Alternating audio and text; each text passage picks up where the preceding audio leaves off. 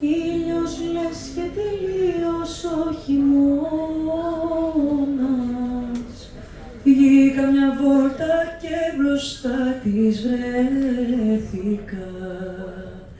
Στάθηκα κι απόμεινα κοιτώντας.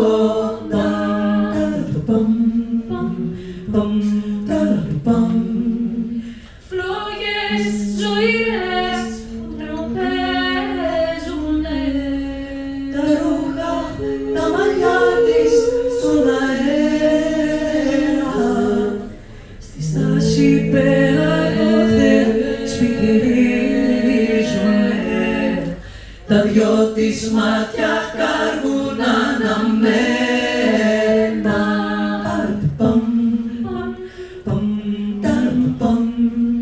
Πριν σε χορτάσουνε, σε άρπα ξεθαρρύνεις δολοφονείο